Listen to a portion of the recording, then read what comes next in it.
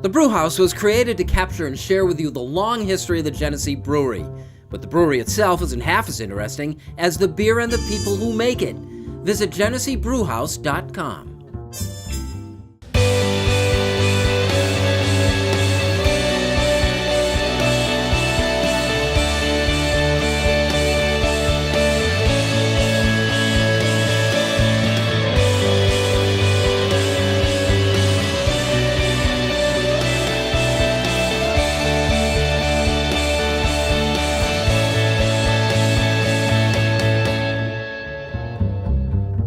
Welcome, everyone, to Classy Wolf Media Studios and the Rochester Press Box. I'm Bill Pucko, and is happy to be joined by Kevin Oklobzija, the DNC once again. Mike Catalana co-hosting along with Pat Duffy. And we're talking hockey. We're a week into the season. Could things have gone better than to have this Austin Matthews kid debut the way he did? Incredible. It really was. And the thing is, at the end, I'm not even sure how he was able to, what was going through his mind. The fourth goal, he had the celebration of a game in February. It's 8-1 between the Nordiques and the North Stars or something. It was like, oh yeah, another one. It was amazing, absolutely amazing, and so amazing that SportsCenter talked about it the entire next day. NBC changed their scheduling to put that Saturday game, Boston at Toronto, on the network.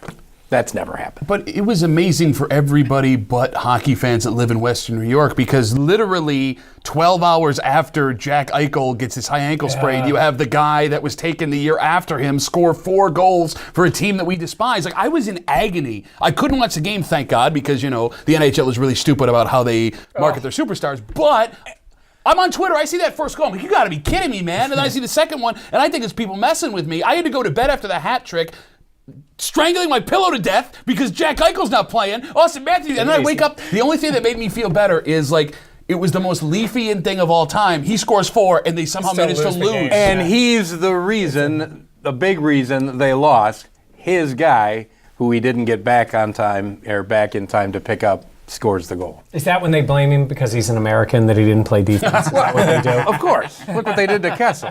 Well, look, McDavid winds up in Edmonton, but could this have worked out better with Matthews landing in Toronto, which really is the capital of hockey, right? Absolutely. Yeah. And yes, I mean, they haven't won since '67. Why is it the capital of hockey?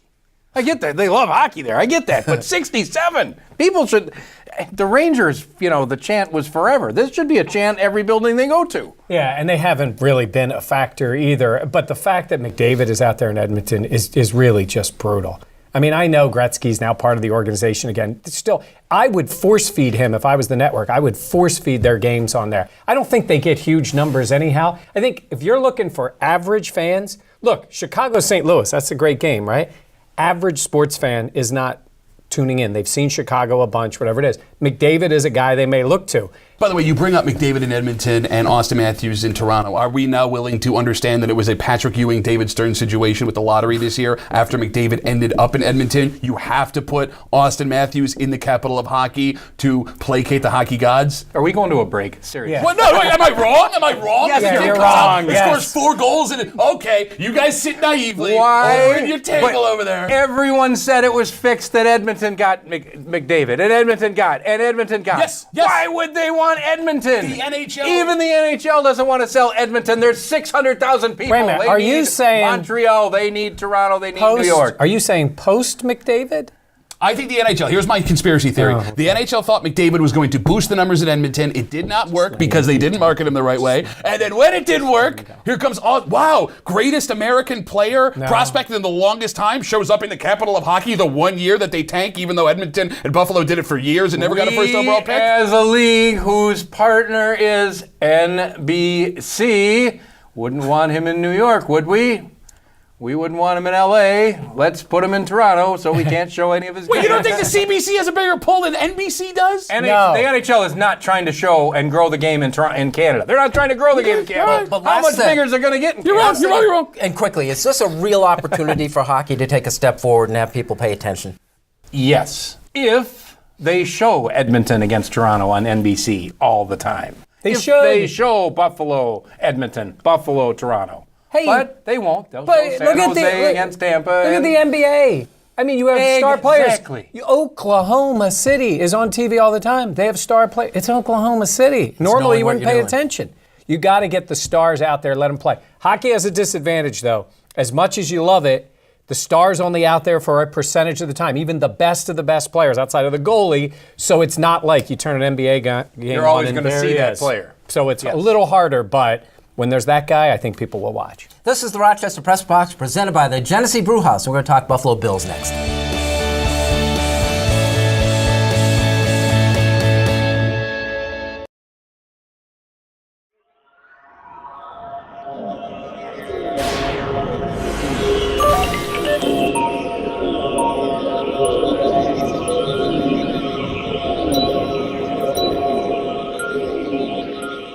The Press Box, brought to you in part by Connors and Ferris, your workers' comp attorneys. Call 262-COMP, C-O-M-P, today. The Buffalo Bills quote of the week was brought to you by the Rochester Geico office. Give the Rochester Geico team a chance to see how much you could save on all your insurance needs. Call or stop by the office on West Henrietta Road, open Monday through Saturday. The Geico Rochester quote of the week, amazing, as well as they played, they've got guys that haven't played yet. Yeah, and the interesting thing with Shaq Lawson is I remember thinking this at the beginning of the year. The guy was hurt in the offseason, never been in a practice. I was happy that was my thought, and then Rex repeated that this week, saying the guy hasn't been in an NFL practice. They can afford to bring him along a little slow. I guess we'll find out for sure if he's going to play this week. As we're taping this, he's just practicing. I think he's going to be a valuable guy for him because you can use him in spots and let him work in there. Lorenzo's been great, but he might wear down as the season goes along. This is a big thing for them to get Shaq back when he's ready to play. Yeah, absolutely. This portion of the Rochester Press Box is brought to you by Connors and Ferris. We're talking Buffalo Bills, so let's go to Duffy first. What do you see this week? Buffalo is giving 3 points at Miami. I mean, I'm surprised it's a neutral 6 points. Like, I didn't think Buffalo was that much better than Miami based on how Miami played against Pittsburgh last week. I am nervous about this game, but again, I've been nervous about every game the last 3 weeks, right? Every game for the last month it's supposed to have been that trap game for the Buffalo Bills, and it hasn't been. I'm taking the Bills, obviously. My biggest fear is Mario Williams, who's now in Miami after all of the talk all week about how he hasn't shown up at all. He played, 13 of 50-something snaps last week against Pittsburgh? Wow. Will go off because that's the luck that we have as Bills fans. But I will say this. If the Bills win and win convincingly on Sunday, I'm done being a prototypical scared Bills fan for the rest of the season. Do you think he's capable of going off? Yeah, I mean, the guy is a freak athlete. You've stood next to him. You've watched him play. He's one of the best DNs in the league for a reason. How was he perceived in the room? Not good. Maybe guys will be fired up to put him in his place, too. And last year was interesting because you don't see that dynamic a lot, especially with a veteran guy like him. There were a lot of guys who didn't like saying things around him. Some of the veterans were a little uneasy about criticizing him in there. That was a bad mix with him in there last year. Pick the game. I'm really worried about this one. And the Bills have been on a roll. It's the first time they've been a road favorite against a division team since 2007. Wow. That just does not happen for the Bills. The last time it was against an 0-8 Miami team, and they barely won the game 13-10 that year. Yeah. I'm going to take the Bills to win it. I think it's going to be tight. I think it's going to be a tight game. And so I guess I'll say Miami with the points because I'll pick the Bills, say 24-23. I think they're a better team than Miami. Hey, Miami showed something, and I think they learned about Mario. Less is maybe more because they've overpaid him. But I think it's a close game, but I got the Bills to win it. Kevin, you taking or giving the points? 29-13, an absolute blowout. Miami is awful. They had their one win that shocked the world against Pittsburgh, and teams that are no good, when they have an upset like that, they come back to earth the next week real quickly. All right, pick a secondary game. Atlanta will cover easily over San Diego. 6.5 at home. They'll just score at will. I know that because I'm playing the other side of that. So I'm taking San Diego, and I'll also take Miami with the points. I just think Buffalo it's one trap game after the next, just like Duffy said. They can't keep winning these. Who you got secondary? I never do this. I'm taking the Eagles home dogs against Minnesota. Minnesota's a better team than them. Minnesota's been more consistent. They're coming off a bye. The Eagles are coming off an embarrassing game. Really embarrassing. Penalties. Defense was bad. They didn't protect Wentz. They'll be at home. Minnesota's giving them points. I think the Eagles are going to win the game outright, and I normally don't pick my team. Yeah. But I think Minnesota is a better team, but they'll have the one little drop back. And I think the Eagles will Miami win. sitting in that same spot, the home underdog. Yep. Who you got your second game? Oh, well, being the leader of this game we've been playing for the last couple of weeks. Yes, 7-5 against the spread. Duly noted. Battle of Ohio, Browns, Bengals. 9 points. 9 points Yeah. the Bengals are getting. Yeah, no. Cleveland's covering that. Bengals cannot win a game easy, ever, ever, ever. Who's their quarterback this week? The Brownies? Cody Kessler, right? Kessler. Oh, okay. Yeah, I mean, he's a veteran by Brown standards. He's played 3 games. Here's a look at the standings for our NFL Picks contest, and Duffy is leading. Brought to you by Connors and Ferris. The winner of the contest will have a donation made in their name to Hunter's Hope this week. Gregory Connors is selecting on behalf of the Connors and Ferris team. We're now 4-8 on the year, moving up. And Gregory likes the Bills over the Dolphins and the Patriots to beat the Steelers.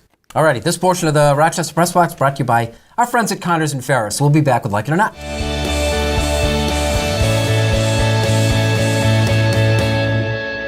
The Press Box Trivia Question brought to you by Sleep City. Queen adjustable bed with memory foam mattress, now $977. Save over $500. Shop Rochester's only locally owned mattress store. No pressure, no hassle sales experience.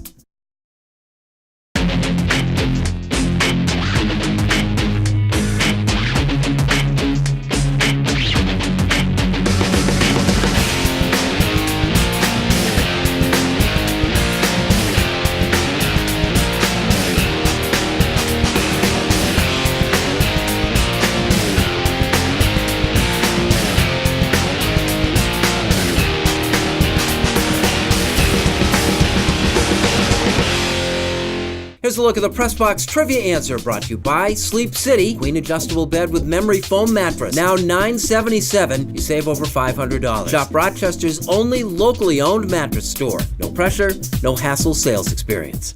See New York in a whole new way. Amtrak is offering a 15% discount for all travel inside New York State and Montreal. Visit Amtrak.com for the See New York discount. Safe, comfortable, affordable, and easy. Amtrak. Enjoy the journey. Welcome back to the Rochester Press Box here from Classy Wolf Media Studios. This portion brought to you by Amtrak Trains. Enjoy the journey. Like it or not, Kevin, this year's edition of the Rochester Americans. Hard to say.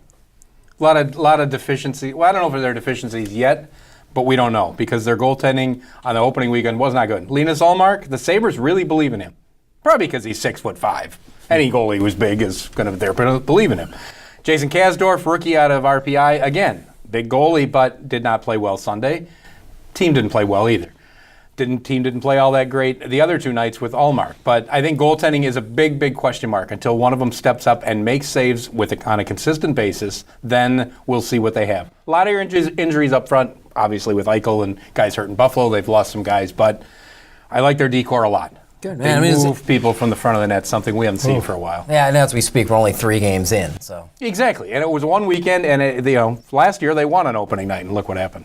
Didn't go so well after that. All right, Mike, like it or not, Vontaze Burfict's I don't like it. performance. Yeah, I don't like it at all. Here's what I don't like about it. I don't like when a guy disrespects other players in the league, and I think that's what he does. When it's a play in the game and there's a call for hitting a guy in the head, and you can tell he was just going for a tackle, but he did something dumb and he hit him. That's one thing. I think Burfict actually tries to either hurt people or do things that could potentially hurt them. I think that's disrespectful to the sport you play. We hear a lot about the brotherhood in the game. Yeah. I think it happens in hockey too. The guy who tries to hurt. They have a union that protects, Yes. always comes to the defense of the offender. Well, they represent everybody else, including the guy that got stomped on or hit in the head with a stick. Yeah. The players really are the ones that have to take a stand. Yeah, I think it is. I don't like.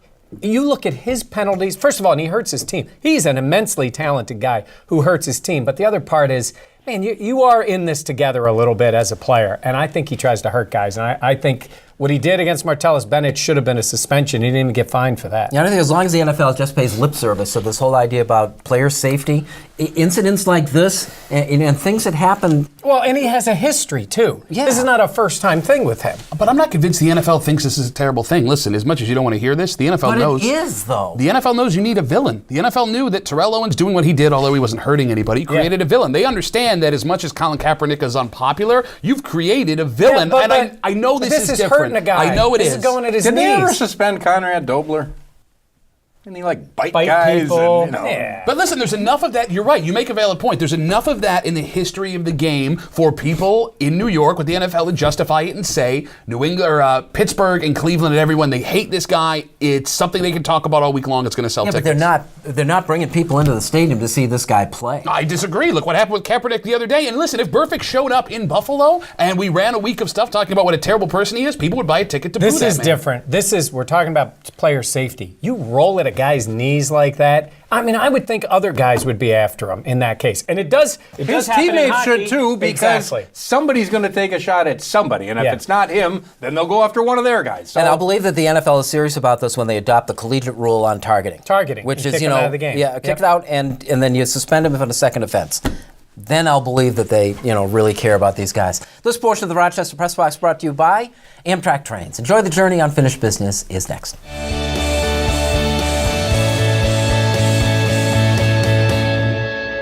The Press Box Stat of the Week brought to you by Fiondoc and Fiondoc. Remember, if you've made the wrong choice, it's time to make the right choice. Fiondoc and Fiondoc, New York's DWI leader for over 35 years.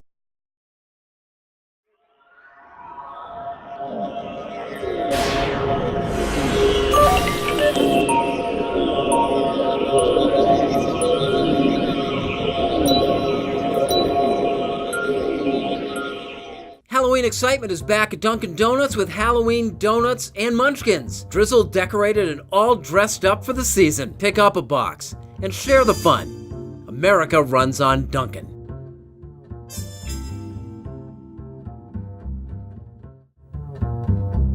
Welcome back to the Rochester Press Box, presented by the Genesee Brew House, and we'll be on location at the Brew House in 2 weeks. This portion of the Press Box is brought to you by Dunkin' Donuts. America runs on Dunkin'. It's unfinished business, and Pat always starts us off. I would like to send a personal thank you to one of my favorite quarterbacks in the history of the NFL. That would be Ryan Fitzpatrick. Ryan Fitzpatrick, we found out this week, has lost his job, and it's probably the end of his NFL career. And I love Fitzy when he was in Buffalo. I love those blue-collar guys that come in and do something.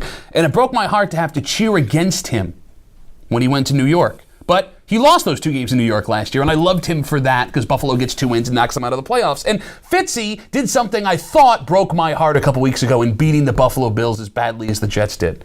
But there's always a silver lining, guys. That win by Ryan Fitzpatrick, his 1 win of the season, probably his last win of his NFL career, cost Bills offensive coordinator Greg Roman his job, which then installed Anthony Lynn as the Bills offensive coordinator, which then started this 4-game winning streak, soon to be 5 after today in Miami, that we're on. It's possible, and oh how ironic, that Ryan Fitzpatrick will be the first quarterback to get the Buffalo Bills into the playoffs in, 16 years now?